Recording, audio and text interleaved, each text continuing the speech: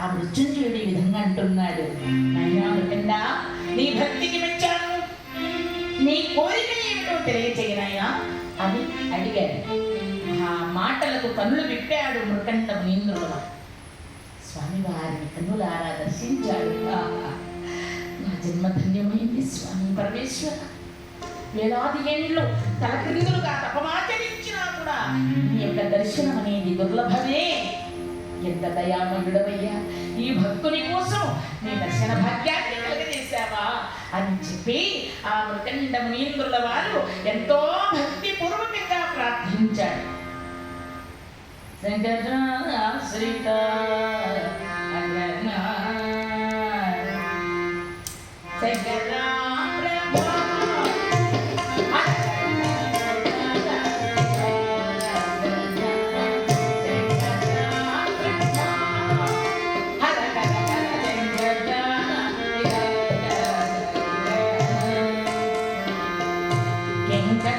సముదయ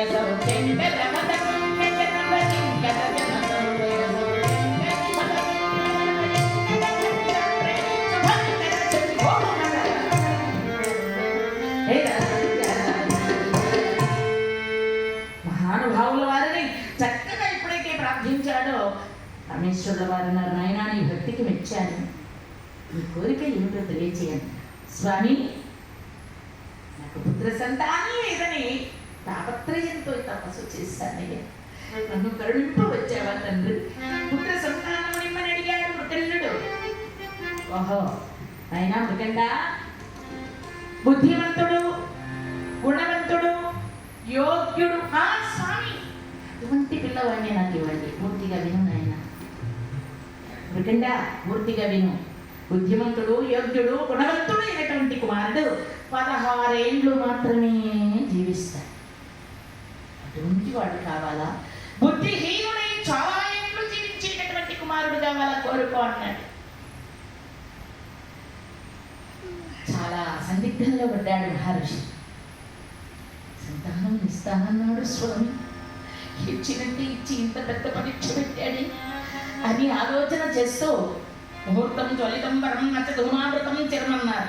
ఎప్పుడూ పొగచూరి బాధ పెట్టేదానికంటే మంట మండింది కొంచెమైనా చాలు కదా. కాసేపు గంట మంట మండింది అనుకోండి, పోయి గంటలో వంట అయిపోతుంది. గంటలు పెట్టిన నుంచి పొగైపోతా ఉంటే వంట ఎప్పుడు అవుతుంది? అలాగనే యోగోపి గుణవాన్విగ్రహ నిర్గుణైర్మస్తైరపి ఏకచ్ఛిద్ర ప్రకాశేన నక్షత్రైః కిం ప్రయోజనం. ఆకాశంలో కుమ్మనాయుడు చంద్రుడు ఒకడుంటే లోకానికి వెలుగు. ఆ చందమామ లేకుండా నక్షత్రాల కోటి ఉన్న ప్రయోజనమేమి? కులములోనున్నప్పుడు గుణవంతుడు ఉండిన కులము వెలయు వాని గుణము చేత. వెలయు వనములోన మలయ చెంపున్నట్టు ఆ వనమంతట్లో గంధము చెట్టు ఉంటే దాని సువాసన ఎంత బ్రహ్మాండంగా ఉంటుంది. అలాగా మంచి గుణవంతుడు, యోగ్యుడు, 16 ఏళ్ళే జీవించినా పర్వాలేదు స్వామి, మంచి యోగ్యుడైనటువంటి కుమారుడిని ప్రసాదించు అన్నాడు మృకండు. మౌని విజ్ఞానానికి ఆనందిస్తూ పరమేశ్వరుడు అన్నాడు. తథాస్తు తథాస్తు అని ఎప్పుడైతే అన్నాడో ఆ పలుకులు విన్నది పక్కనే ఉన్న అర్థాన్ని మరుతువతి పరుగు పరుగున వెళ్ళింది. ఆ జగన్మాత జగజ్జనని లోకేశ్వరి పరమేశ్వరి పాదారవిందముల మీద రాలిపోయింది.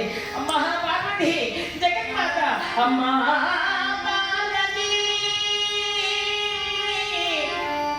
నా మాట తిరగనేరడు,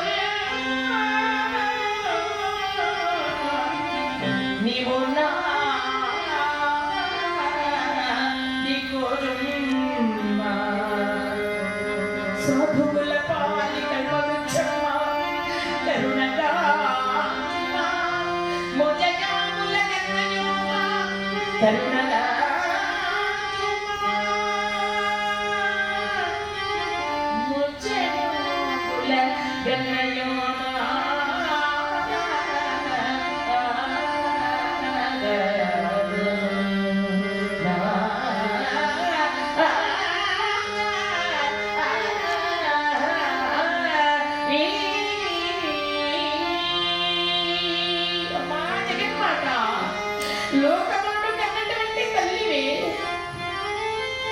తల్లివి, ఈ లోకమంతా నీ బిడ్డలే.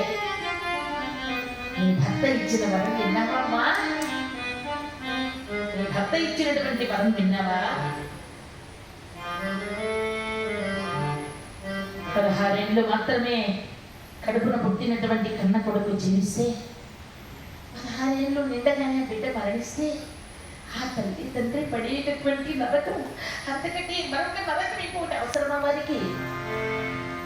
పుత్ర శోకం అనేది భయంకరమైన నరకం కంటే భయంకరమైన అటువంటి నరకాన్ని నాకు ప్రసాదిస్తావా తల్లి? జగన్మాత, నీ భర్త గారితో చెప్పి నా బిడ్డను చిరంజీవిని చేయవమ్మా అని ప్రార్థిస్తోంది. కన్నీటి పర్యంతమవుతోంది మధువతి. అలా ఎప్పుడైతే మరుతుంది నీటి పర్యంతం అవుతోందో, మరుద్వతిని చూచి, అమ్మా మరుద్వతి, నీ వంటి పరమపతివ్రతామణులు కంట నీరు పెట్టడం మంచిది కాదు కనుక నేను చెప్పేది జాగ్రత్తగా విను.